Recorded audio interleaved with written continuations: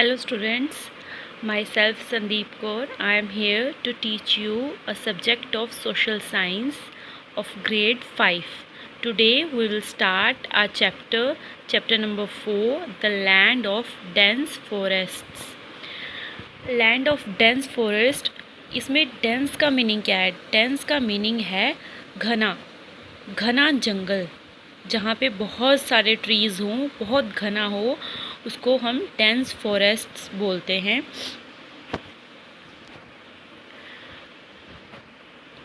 Dense forest, the regions around the equator experience hot and wet climate.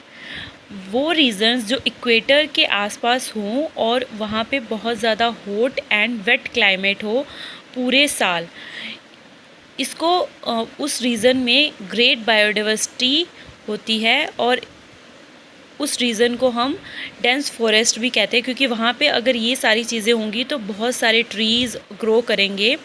तो इसको हम एक एग्ज़ाम्पल से सारा रीड करेंगे। तो इसकी एग्ज़ाम्पल है democratic Republic of Congo, means कि अर्लियर कॉल्ड ज़ैरे। ज़ैरे को हम ज़ेयर भी बोलते हैं और ज़ैरे भी बोलते हैं। ये एक रिवर है जो कि अफ्रीका में है। तो इसको हम डिटेल में अब इस चैप्टर में रीड करेंगे।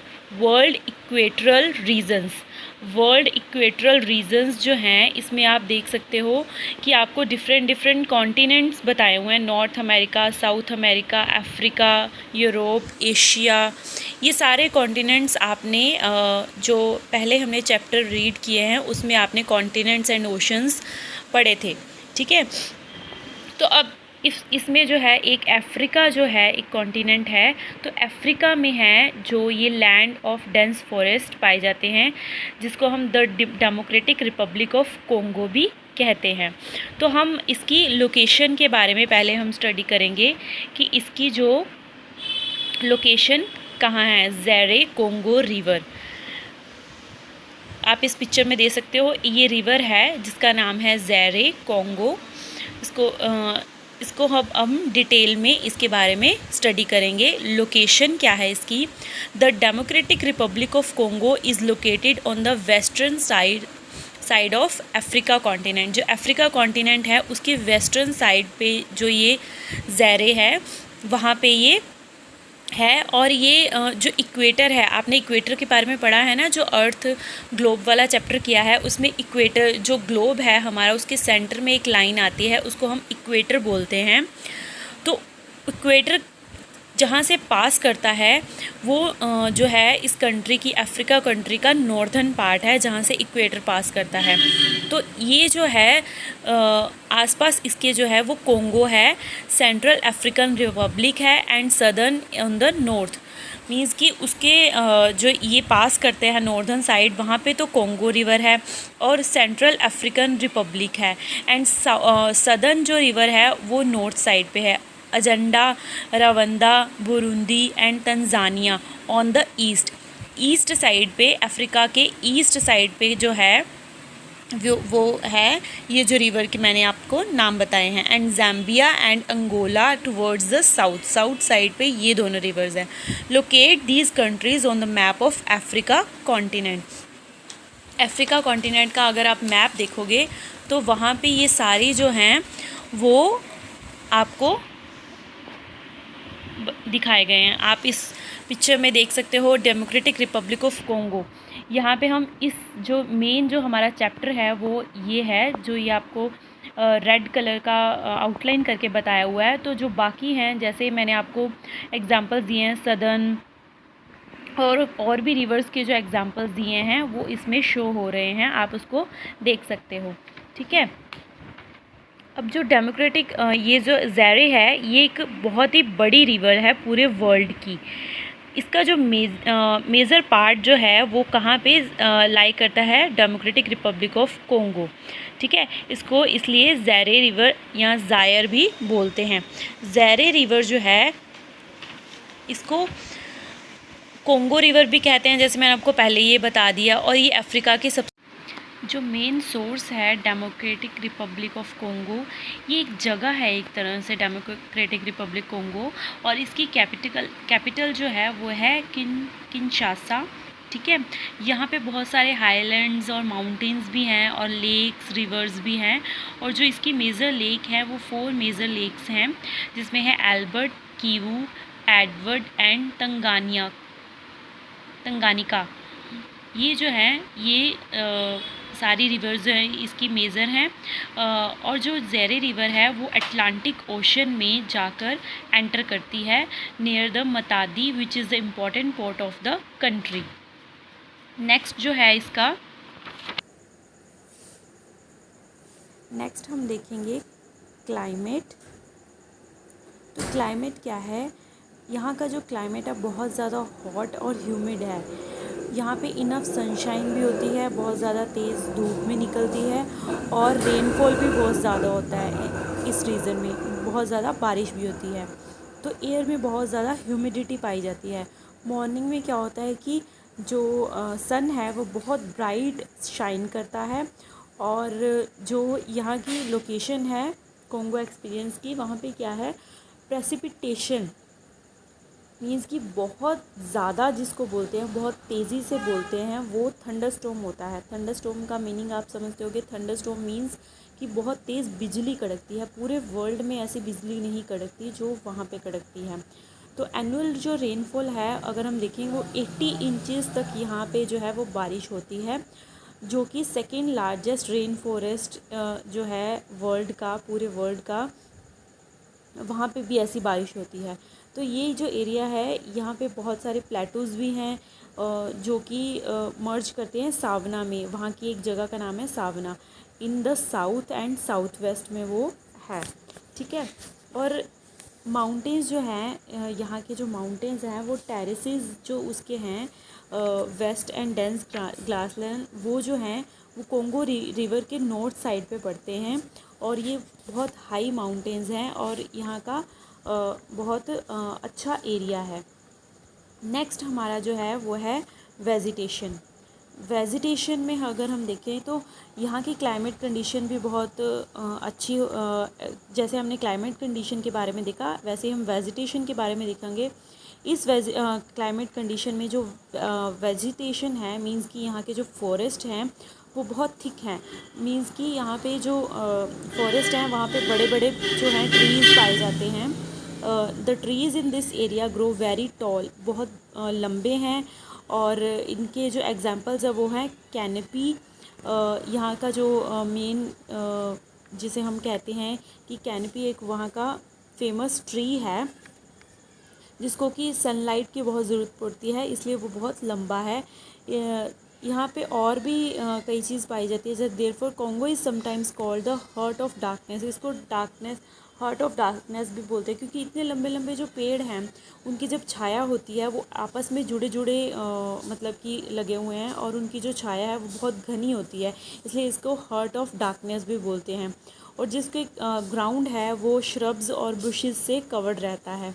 और यहाँ पे बहुत सारी लार्ज वैरायटी के मैंने आपको बताया जैसे ट्रीज़ हैं जो इसकी मतलब कि एक तरह से शान है, इसलिए इसको एवरग्रीन फॉरेस्ट भी कहते हैं। मेन जो ट्री यहाँ के हैं मैंने आपको ये पिक्चर्स दिखाई हुई हैं, जो वो हैं एबोनी एंड महागनी और एबोनी। ये जो ट्रीज़ आपको दिख रहे हैं बहुत लंबे होते हैं, और इनकी जो वुड होती है बहुत हार्ड होती है, जिसे कि इंडस्ट्रीज़ में यूज़ किया जाता है डिफरेंट टाइप्स के मटेरियल्स बनाने में। इसको as a raw material use किया जाता है, और कई तरह के फर्नीचर या बहुत इंडस्ट्रीज़ में इसको यूज़ करके बहुत सारे प्रोडक्ट्स बनाए जाते हैं। नेक्स्ट जो है हमारा वाइल्ड लाइफ में यहाँ के जो एनिमल्स हैं वो बहुत फेमस हैं। The rain forest of the democratic Republic of Congo contain great biodiversity means कि यहाँ पे तरह तरह के जो हैं वो एनिमल्स हैं, उनकी स्पीसीज़ बहुत हैं, including many rare and endemic species. बहुत जो रेयर हैं, बाकी कंट्रीज़ में बहुत रेयर हैं वो। ये जो स्पीसीज़ हैं उसमें है चिंपैंजी। ये चिंपैंजी जो है वो कॉमन जो है एक एनिमल है जो यहाँ पे है, यहाँ के एरिया में पाया जाता है। इसको हम पिग्मी चिंपैंजी भी कहते हैं। और ये इसके और भी जैसे नेम हैं, जैसे गोरिल्ला भी इसको कहते हैं, ओकापी एंड वाइट रीनो। ये सारे जो एनिमल्स हैं ये यहाँ पे बहुत पाए जाते हैं। नेशनल पार्क है यहाँ 5 of the countries national park such as Garamba, Kahuzi, Biega, Salonga with Virunga national parks and the Okapi wildlife reserve are listed as world heritage sites. ये जो सारी साइट्स हैं ये सारे फॉरेस्ट्स हैं और ये नेशनल पार्क्स हैं, ये यहाँ पे जो डेमोक्रेटिक रिपब्लिक ऑफ कोंगो जिसे कहते हैं यहाँ पे पाए जाते हैं। नेक्स्ट जो हमारा है वो है एग्रीकल्चर। अब हम इसके एग्रीकल्चर के बारे में देखेंगे। पहले हमने क्लाइमेट कंडीशन देखी, वेजिटेशन देखा, वाइल्ड लाइफ देखी। अब हम एग्रीकल्चर मीन्स कि यहाँ पे कौन कौन सी क्रॉप्स ग्रो की जाती हैं जो यहाँ की फेमस क्रॉप्स हैं। इसके मैनी पार्ट्स, जो फॉरेस्ट के मैनी पार्ट्स हैं वहाँ पे बहुत क्लियर लैंड है वहाँ की, और डिफरेंट क्रॉप्स वहाँ पे ग्रो की जाती है, जैसे rice, cotton, groundnut, coffee, rubber, cocoa, तंबाकू एंड पाम्स। ये यहाँ के जो मेन क्रॉप्स यहाँ की हैं। उनमें से जो सबसे मेन जिसे हम कहेंगे वो है कसावा। ये आप इस पिक्चर में देख सकते हो कि ये कसावा के ट्रीज़ और उनकी जो रूट्स हैं यहाँ पे दिखाई हुई हैं। ये एक तरह का ये क्रॉप है। और दूसरा जो यहाँ का फेमस क्रॉप है वो है बनानाज़ यहाँ के फेमस जो क्रॉप है। तो जो कसावा है उसकी जो रूट क्रॉप है is pounded to prepare flour which is used for making bread.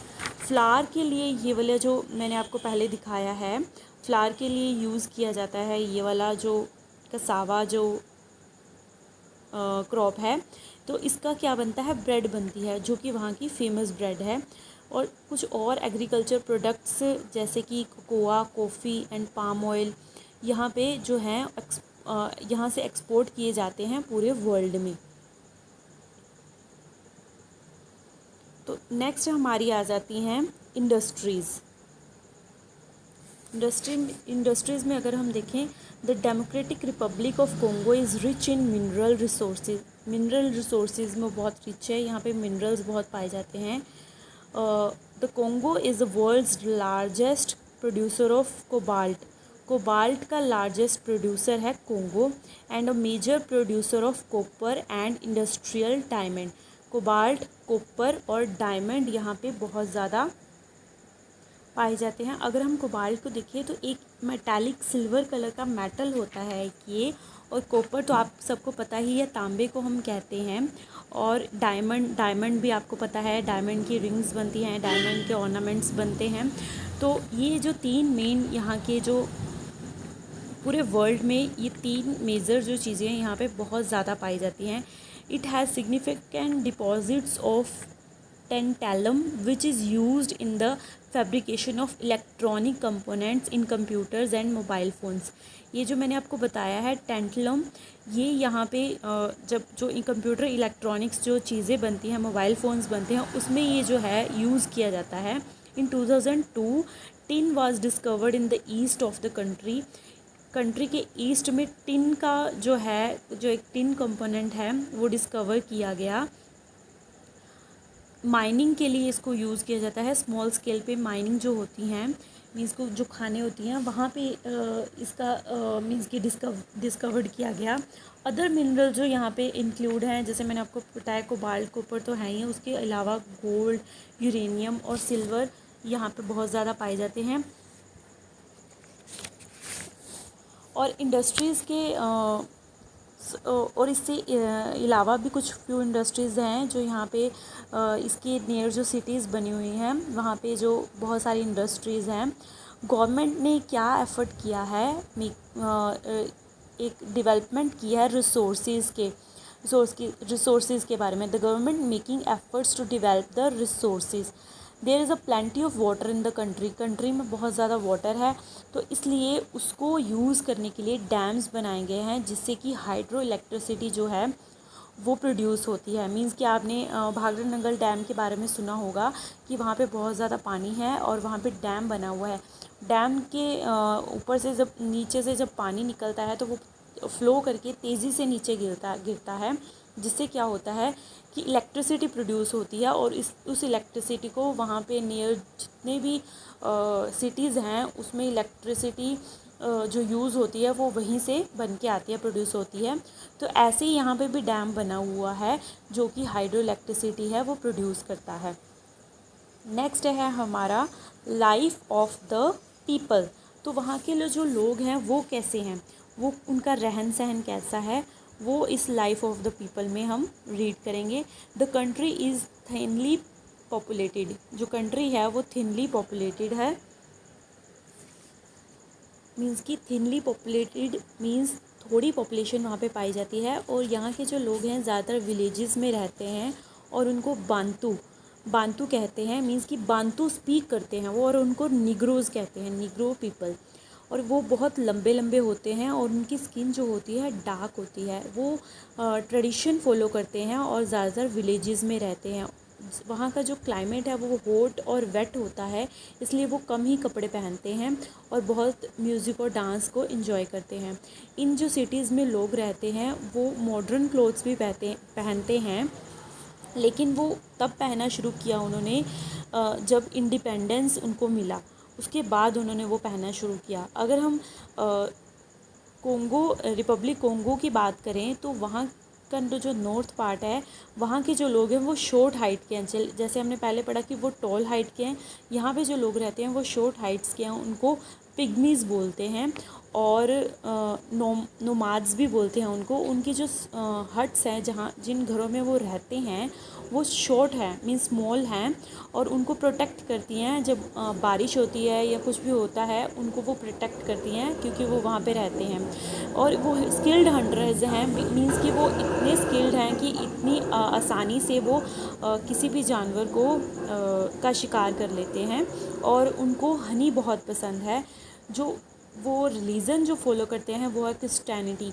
Means कि वो क्रिश्चियंस हैं और 80% वहाँ की जो पॉपुलेशन है वो क्रिश्चियनिटी को फॉलो करती है। और उसमें से जो 30 मिलियन मेंबर्स हैं उनके लिए मीन्स कि 80% जो लोग हैं उनकी टोटल जो स्ट्रेंथ है वो 30 मिलियन है। और वहाँ पे रोमन कैथोलिक चर्च भी है जो वहाँ का फेमस चर्च है और लार्जेस्ट क्रिश्चियंस जो हैं वहाँ पे आते हैं। तो नेक्स्ट हम करेंगे ट्रांसपोर्ट। ट्रांसपोर्ट में क्या है, ground transport in the democratic Republic of Congo has always been difficult. वहाँ पे जो हम कहें कि लैंड ट्रांसपोर्ट है वो बहुत कम है क्योंकि वहाँ पे ज़्यादातर जो है एरिया रिवर्स हैं। तो वहाँ पे है क्या यूज़ मीन्स कि जो वाटर ट्रांसपोर्ट है उसको ज़्यादा यूज़ किया जाता है इधर उधर आने जाने के लिए या किसी भी चीज़ को एक्सपोर्ट करने के लिए। तो the terrain and climate of the Congo basin present serious barriers to road and rail construction and the distances are enormous across this vast country। तो मैंने जैसे आपको बताया कि लैंड जो है वहाँ पे इतना इजी नहीं है रोड रेलवेज़ की कंस्ट्रक्शंस, क्योंकि वहाँ पे ज़्यादातर जो है क्लाइमेट कंडीशन भी नहीं ठीक रहती है और ज़्यादातर रिस्की रहता है, तो इसलिए वाटर ट्रांसपोर्ट का ही ज़्यादा यूज़ किया जाता है। Demo Republic of Congo has thousands of kilometres of navigable waterways and traditionally water transport has been the dominant means of moving around approximately 2/3 of the country। पूरे कंट्री में 2/3 of the country में approximately जो है यही चीज़ use की जाती है water transport इधर उधर आने जाने के लिए। वहाँ पे एयर ट्रांसपोर्ट नहीं चलती है क्योंकि जो यूरोपियन यूनियन एयरपोर्ट हैं, यूरोपियन कमीशन है, वहाँ पे उन्होंने इस चीज़ के लिए बैन किया हुआ है।